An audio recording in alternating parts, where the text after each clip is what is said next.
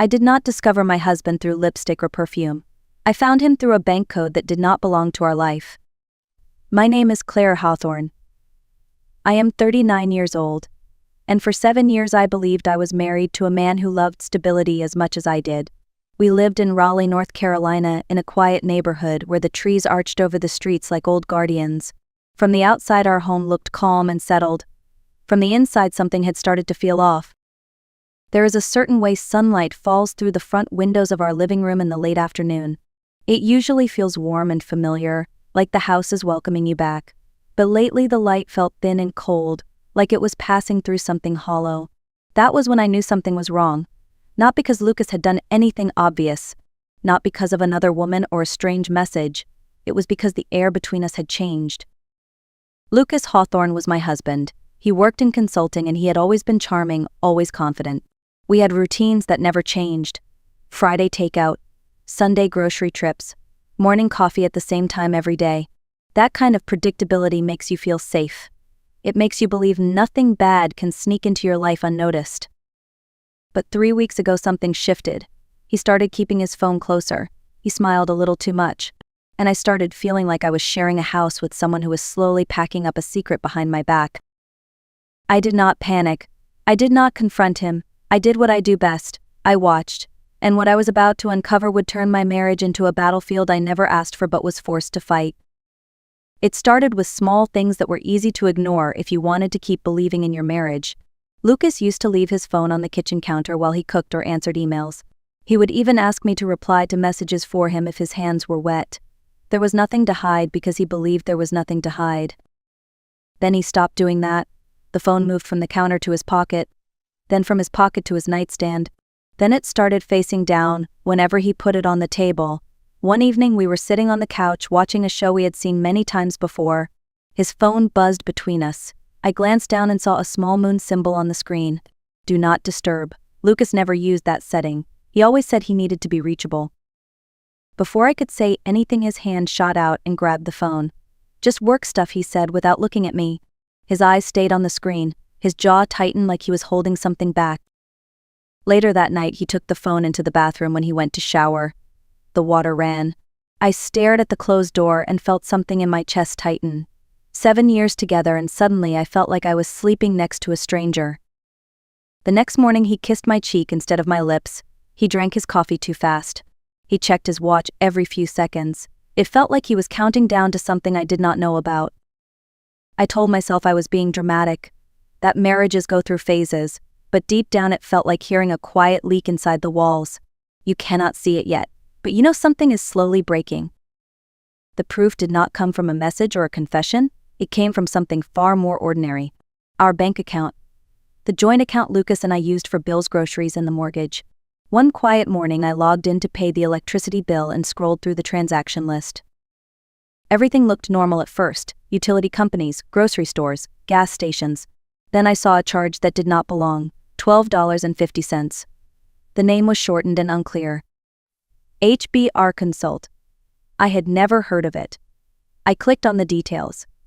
There was no address, no phone number, just a processing code. I kept scrolling. A week earlier, $18, same name. 2 weeks before that, $9. Always HBR Consult, small amounts, easy to ignore.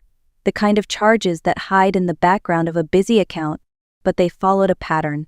They appeared once a week, like a subscription, like something that needed to stay active. My heart started beating slower and heavier. This was not coffee or lunch. This was not random. It felt like someone testing the water before jumping in. Lucas had never mentioned this company. He had never asked about it. And yet it was quietly pulling money from our shared life over and over again. I closed the laptop without calling him. If I asked, he would have an answer ready. Something smooth, something harmless, and I would be forced to choose between believing him or believing my instincts. So I chose silence, because silence is how you hear the truth. And whatever HBR Consult was, it did not belong to our marriage. 3 days after I noticed the strange charges, something else changed. Lucas came home early from work carrying a large bouquet of pale pink flowers. He had never been the kind of man who bought flowers without a reason. He set them on the kitchen counter like a peace offering and smiled in a way that felt too careful. He cooked dinner. He poured wine. He laughed at my jokes before I even finished telling them. It was not affection. It was performance. The kind of charm people use when they want something. During dessert, he leaned back in his chair and looked at me with soft eyes. "You know, Claire," he said, "I have been thinking about our finances. We have so many separate accounts, savings, investments, emergency funds. It feels messy. Maybe we should consolidate everything into one place. It would be cleaner, safer, just in case anything ever happened." The words were gentle, but the meaning was not. In my world, consolidation means control. It means turning many doors into one key. I nodded and said, "Maybe next month. Work is crazy right now." His smile twitched for just a second before returning. "Of course," he said, "no rush." But there was a rush. I could feel it. That night I checked the bank again. The charges were still there, quiet and steady. The flowers on the counter were starting to open, bright and beautiful, just like a distraction. The next morning, Lucas left early for a meeting. As soon as the garage door closed, I walked into the home office. We shared a wireless printer. Most people forget those machines remember everything. I pressed the menu button and scrolled through recent jobs. My heart sank when I saw the list. Boarding pass. Grocery list. Asset division worksheet version 2. I stared at the small screen. Asset division, not a budget, not a plan, a division. He was already splitting our life into pieces. I did not print the file. That would leave a trail. Instead, I took a photo of the screen with my phone showing the date and time. Then I backed out of the menu and left the printer exactly as it was. I went into the kitchen and made coffee. The flowers were still on the counter. They looked bright and innocent. I adjusted one leaf and smiled. From that moment on, I was no longer a wife waiting for honesty. I was an observer gathering evidence. Lucas thought he was preparing to leave me. He did not know I was preparing to see everything. 2 days later, I saw Lucas in a place he was not supposed to be. I was walking near downtown Raleigh on my way to a meeting when I noticed him standing under a small cafe awning. He was pacing with his phone pressed to his ear. He had told me he was at a job site across town. I stopped behind a concrete pillar. My heart began to race. "We cannot wait that long," he said. "I am doing what we discussed. She is starting to ask questions about the accounts." He listened. His face was tight and focused. "I know the timeline," he said. "Just relax. Once we get her signature, everything will be fine. You said it yourself. Just make her feel guilty and she will sign." Then a woman's voice came through the speaker loud enough for me to hear. "Do not go soft, Lucas. You need that signature by Friday. I am not waiting forever." He whispered her name. "Vanessa." My stomach dropped. This was not a lover talking. This was a strategist. Lucas ended the call and walked away. I stayed frozen for a long moment. He was not cheating. He was executing a plan. That night, Lucas fell asleep with his laptop still open beside him. I moved quietly like a stranger in my own bedroom. The screen was dim but active. I tapped the trackpad and a file window appeared. I searched by date first. A folder opened. Project Blue. Inside were calendar entries for mediation sessions. They went back 2 months. There were invoices.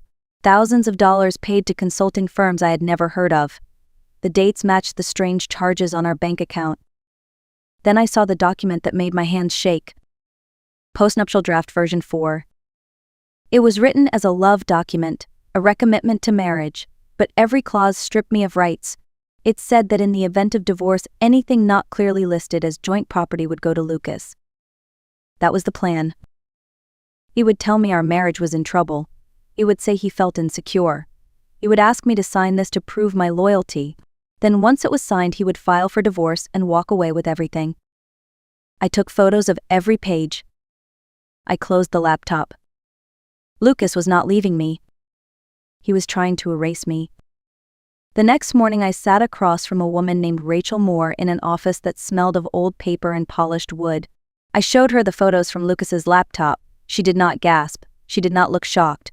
She simply nodded as if she had seen this story 1,000 times before. "He is not confused," she said. "He is coordinated." I told her about my inheritance from my aunt and the savings I had before I married Lucas. Money I had always kept separate for emergencies. Rachel leaned forward. "That money is your shield," she said, "but only if we move it now. Once he files for divorce, everything freezes." If it is still in your name inside the marriage, he can trap you. I hesitated. It felt wrong to move things without telling him. You are not betraying him, Rachel said. You are protecting yourself.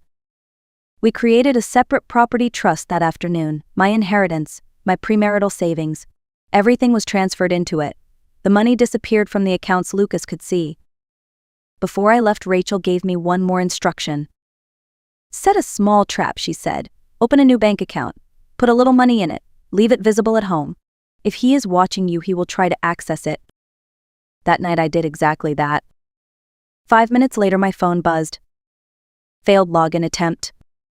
Lucas was already trying to steal what he thought was mine. I sat on the couch pretending to scroll through my phone while Lucas moved around the house. He walked past the coffee table where my laptop was still open. I watched his eyes flick toward the screen. He did not touch it. He did not need to. He memorized what he saw.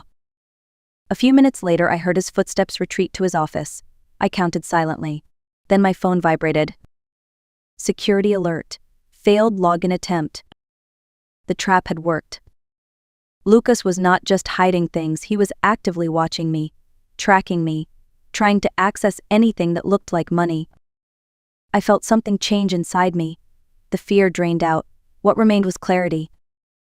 If he was hunting, I would not run. I would make sure he walked into every snare I set. 2 days later, I followed Lucas. Our car shared a navigation system. It stored location history. One address kept appearing over and over again. A renovated warehouse complex on the south side of Raleigh. That afternoon I waited 3 blocks away. When his car passed, I followed at a distance. He parked under a metal awning. I parked across the street. Rain tapped against my windshield. Then I saw her. Vanessa Reed walked out of the building with him. She did not look like a mistress. She looked like a commander. Sharp suit, cold eyes, professional posture. Lucas pulled out a thick envelope and handed it to her. She opened it just long enough for me to see the logo. My company. My firm. He was giving her my work. They shook hands. I took photos until my hands ached. This was no longer about divorce. They were trying to destroy me. That evening I went to a notary office in a nearby town. The man behind the desk looked at my name and paused. Hawthorne, he said. Your husband was here 2 weeks ago. My heart stopped. He asked about spousal acknowledgments, the notary continued. Wanted to know if he could bring in papers you had already signed. Rachel was right. Lucas was not just planning to trick me. He was planning to fake my signature. I called my lawyer in the parking lot. She told me to record a video of myself signing my name multiple times and declaring I had not signed any financial documents. That video would become my shield if he tried to forge anything. That night I did it. Lucas thought paper could trap me. I made sure truth would destroy him instead. The next evening, Lucas placed a stack of papers on the kitchen counter. He told me they were for a simple refinance. Lower interest, smaller payments, more freedom. It was a lie. Rachel had already warned me. He was applying for a home equity line of credit for $250,000. If I signed, I would be legally responsible for the debt while he drained the cash. I told him I needed time to read them. He grew impatient. His voice sharpened. Why do you make everything difficult? He asked. Do you not trust me? That was the moment his mask slipped. I sent him a message that night stating clearly that I refused to sign any loan or credit agreement. I needed it in writing. I needed proof. He never replied. Because he knew I had just blocked his biggest move. The threat started quietly, an email with no name, no subject, just one sentence. Do the right thing before things get ugly. I forwarded it to Rachel. That night Lucas stepped outside to take a call. Almost instantly my phone began to buzz. Login attempt detected. Password incorrect. Account locked for your protection. He was trying to break into my accounts while standing in my backyard. I watched him through the glass door. His face was tense. His fingers were moving fast on his tablet. He was listening to someone giving him instructions. Vanessa. They were not asking anymore. They were trying to take. The next morning my lawyer called, before I even finished my coffee. Lucas had filed an emergency motion in family court, asking for all marital assets to be frozen. He claimed he believed I was hiding money. It was the oldest trick in the book. Accuse first so you look innocent. But the timing saved me. 3 days earlier, my inheritance and my premarital savings had already been moved into my separate property trust. They were no longer part of the marriage. They were no longer something a judge could freeze. Lucas had pulled the trigger too late. He thought he was trapping me. Instead, he had just locked himself inside a cage. The conference room was cold and bright. Lucas sat beside his lawyer wearing a new suit and a confident smile. He looked like a man who believed he was about to win. Rachel placed a thick folder on the table. First, she showed the trust documents, the notary stamps, the bank confirmations, the proof that my inheritance and my premarital savings were protected before Lucas filed anything. Then she revealed the shell company, the strange charges, the fake consulting firm, the connection to Vanessa Reed. Lucas went pale. He tried to speak, but the numbers did not lie. Thousands of dollars from our joint account had been sent directly to a company tied to the woman he was working with. Rachel did not raise her voice. She simply asked for every dollar back, and for his request for spousal support to be denied. Lucas broke. He admitted Vanessa had told him what to do. That was all the room needed. Lucas sat very still. The man who had once filled every room with confidence now looked small. His lawyer avoided his eyes. The folder on the table felt heavier than any argument. I stood up. I did not scream. I did not insult him. I did not ask why. I simply said goodbye. For 7 years I had believed marriage meant trust, but real trust is built on truth, and Lucas had tried to build his future on lies. I walked out of the room knowing he could no longer touch my money, my work, or my future. I was free. If there is one thing I want you to remember from my story, it is this: silence is not weakness. Calm is not surrender. When someone underestimates you, they give you time to protect yourself. If this story helped you feel stronger, leave a comment and tell me where you are watching from. I read every single one. And if you believe stories like this deserve to be heard, please like, share, and subscribe to The Art of Revenge. Your support helps more people find their way out of toxic relationships and into their own power. Thank you for listening. The lawyer's voice cut through the stillness of the room, every word sinking into me like a weight.